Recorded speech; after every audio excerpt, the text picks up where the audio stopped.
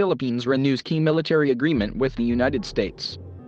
Hong Kong. The Philippines is restoring the military agreement with the United States that makes it easier for U.S. forces to move in and out the country and signals to China a renewed commitment to the 70-year-old US-Philippine alliance.Philippine Defense Secretary Delfin Lorenzana and U.S. Defense Secretary Lloyd announced the restoration of the Visiting Forces Agreement in a joint news conference in Manila on Friday.The VFA, originally signed in 1988, gives U.S. military aircraft and vessels free entry into the Philippines and relaxes visa restrictions for U.S. military personnel. It is seen as important to Washington being able to act to protect the Philippines under the 1951 Mutual Defense Treaty between the two nations. Philippine President Rodrigo Duterte had previously vowed to terminate the agreement, but had repeatedly pushed back the expiration date, Reuters reported, maintaining it until the end of the year. Austin welcomed Duterte's decision to reverse course, thanking the president for his decision to fully restore the agreement. A strong, resilient US-Philippines alliance will remain vital to the security, stability, and prosperity of the Indo-Pacific, Austin said. A fully restored VFA will help us achieve that goal together.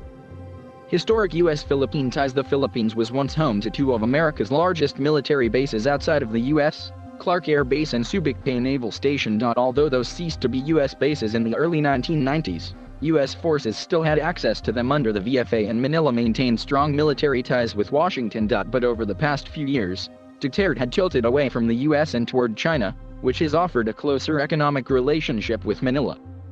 "I need China more than anybody else at this point. I need China," Duterte said before flying to Beijing in April 2018. The Philippine president's overtures to Beijing came with the two countries locked in an ongoing dispute over their competing claims in the South China Sea. Since 2014, China has worked to turn numerous obscure reefs and sandbars in the waterway into man-made artificial islands heavily fortified with missiles, runways and weapons systems, prompting outcry from other governments including Manila.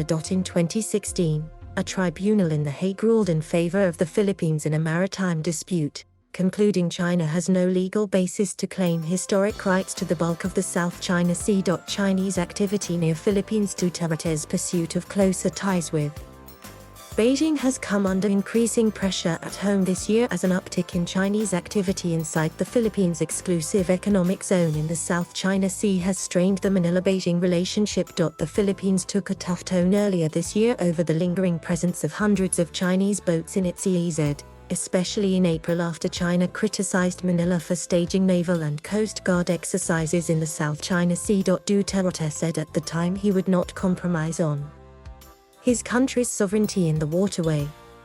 "So China, let it be known, is a good friend and we don't want trouble with them, especially a war," Duterte said in a late-night address. "But there are things that are not really subject to a compromise.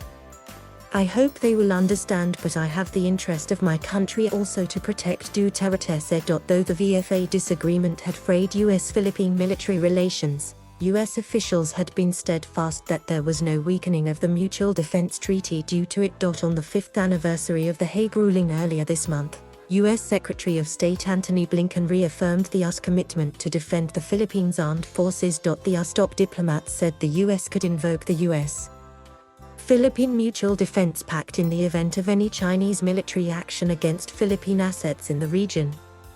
"We also reaffirm that an armed attack on Philippine armed forces, public vessels, or aircraft in the South China Sea would invoke U.S. mutual defense commitments under Article IV of the 1951 US-Philippines Mutual Defense Treaty," Blinken said.